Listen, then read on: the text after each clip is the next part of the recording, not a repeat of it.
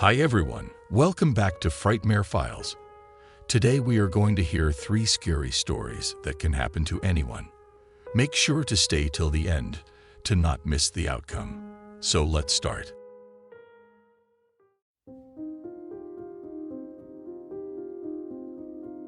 I was about the age of 13 when this story took place. I lived in an old house just on the outside of a large city and was surrounded by cornfields and forests. I had lived there all of my life before this happened. It was a dreary summer night, which is mostly normal for the place I live. But on this particular night, something just felt off. I had came home from soccer practice around 6 p.m., and my parents always had me in bed by 8. The night went on as usual.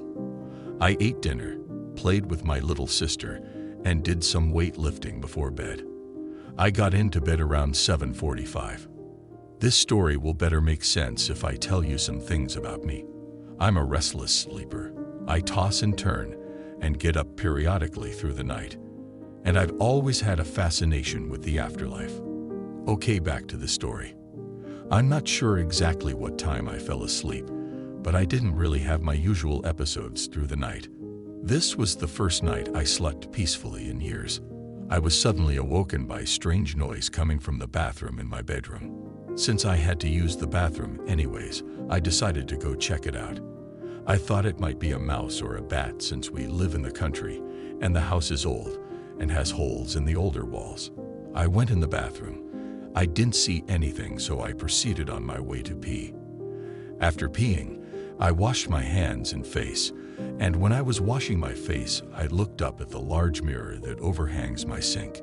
Since there was still water in my eyes, my vision is blurry and I couldn't really see much. But I thought I saw something behind me, but I thought it was just my mind playing tricks on me. I dried my face off and looked up at the mirror again. Right behind me, there was a little girl clutching my body, almost as if she was hiding from something. Her ghostly outline scared me at first, but as I kept looking, I could tell that whatever was scaring her was coming from the basement. So I walked to my basement door, and I opened it slightly at first cause I was very scared of what might be behind it. This being said, I've lived in this house my entire life and have never been in the basement. My dad mentioned to me that it had 3 separate parts, all separated by small windows that you could barely fit through. So I walked down the basement steps and got down to the bottom where the light switch was. I turned it on, and all seemed like it was okay. That's until I heard what sounded like crying from one of the other parts of the basement. In my mind, I was thinking, fuck this shit, but in my heart I knew I had to see what it was. So I ventured through the part of the basement, and the light couldn't reach the other side where the other room was. It was pitch black. I still heard the crying, but since it was so dark, I couldn't see anything.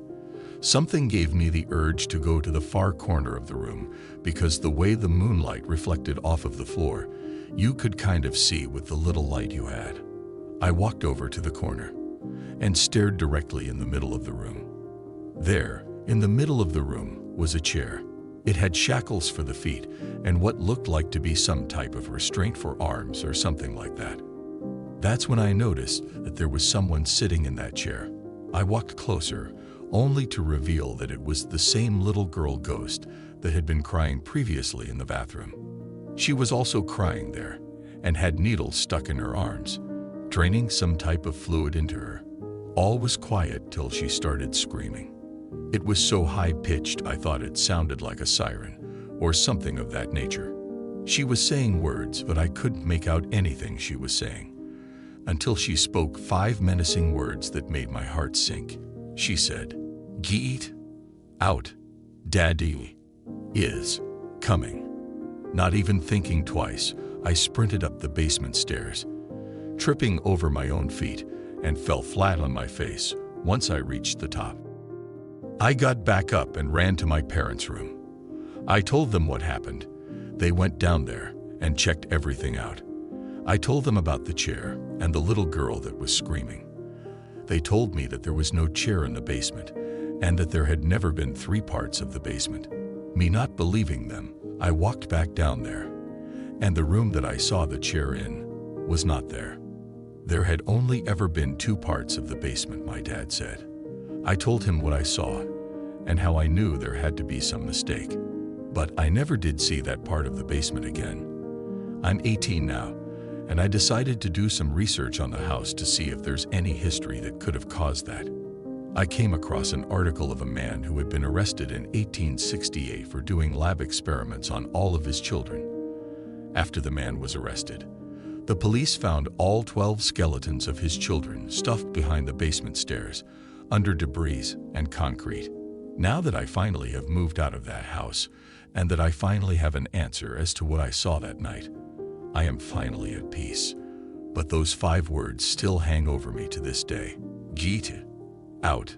Daddy is coming.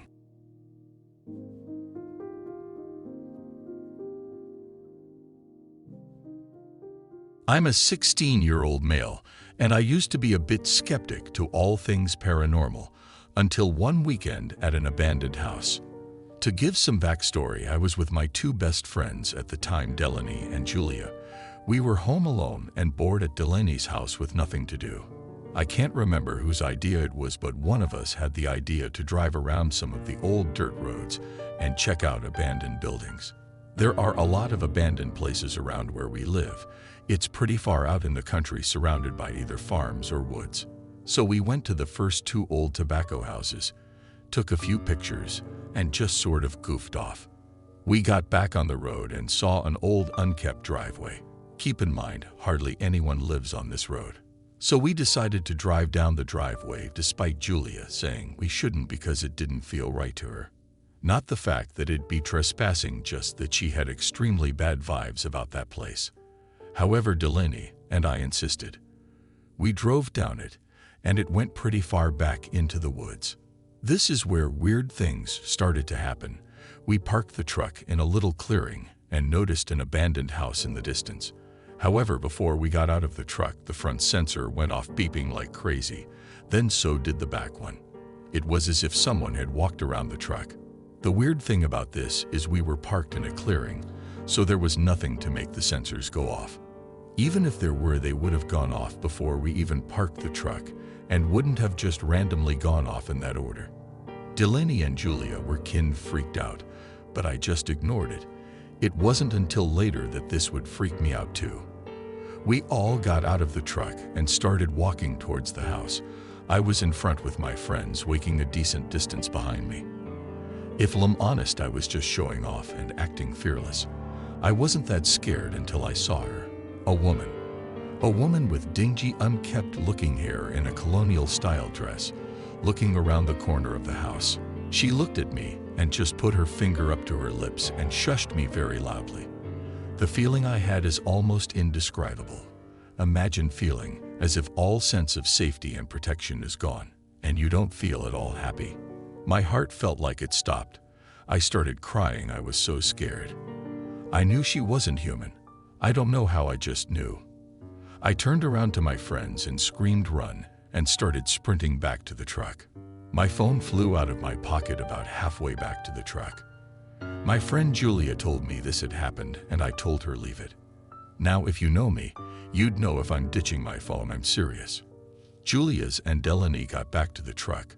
We tried to open it, but it was locked. Delaney reached for her keys, but they were gone, and so was Julia's phone. It's as if whatever that thing was trying to keep us there. Delaney ran back and picked up Julia and I's phones and found her keys. We got in the truck and floored it out of there back to Delaney's house.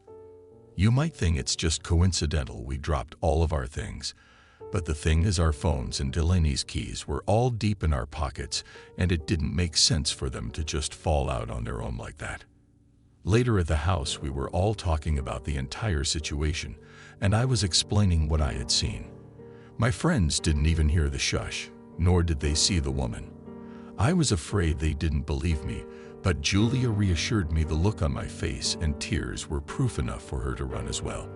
We later found that there have been a few sightings of ghosts on that road by workers at Fort Pickett, a military facility nearby.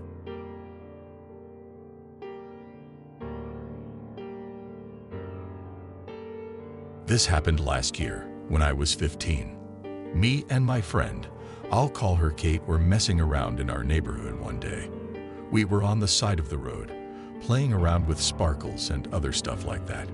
Suddenly, Kate said to turn around and look behind me. I did, and when I looked at the home behind us, I saw someone looking through the window. I couldn't really tell what he looked like, so I just ignored it and turned around. A few minutes later, Kate said to look again. I did, but this time there was a woman with him at that window. They were just staring at us, and I began to feel uneasy. But again, I turned around and ignored them. As the sun went down, I walked back to my house, which was across the street, and Kate went to hers, which was a few blocks away. A couple hours later, at around 10, my phone lit up. I was watching Orange is the New Black, so at first I ignored it. Then I got another alert, so I picked up my phone and looked at the screen. My 2 alerts were from Snapchat. Someone added me, and their username was something like Jaden, with a few numbers after it, and then they sent me a picture. I waited until the episode was over to open it. It was a black screen with a message saying, "Hey." I ignored that message. Around 6 to 7 minutes later, I got another Snapchat from the same guy, and this time, it was a black screen saying, "Why didn't you answer?" Again, I ignored the snap and went back to Netflix. When my phone buzzed again, I didn't look at it. Throughout the episode, I got around 4 more alerts, which I all ignored. Then I fell asleep. When I woke up the next morning, I had 11 alerts. Most of them were black screens saying, "Why aren't you answering?" or "I know you're awake, answer me." But the last one freaked me out. It was a picture of my house, taken from across the street, with a caption, "Answer me now." I was stupid, so I didn't screenshot the pictures. But I did block him. I didn't hear anything for a few days, but then I got another alert that someone added me. It was the same usernames as before, but with a 1 after it. Then I got sent multiple snaps. I didn't open any of them because I was in class. 4 hours later, I checked my Snapchat. All the pictures he sent me were pictures of me. Some were during lunch and some were when I was walking home from school. Again, I blocked the user, and I didn't get any screenshots. Last night I got a snap of my window, again taken from across the street and from the same user, but this time with a 2 after it. I told my dad, and he freaked out and called the police. When they arrived, I told them everything, but they couldn't do anything since I didn't get any screenshots. I don't know what to do. Update 1. I deleted Snapchat, but he has found me on other social medias. I've blocked him on everything, and I'm thinking about deleting everything.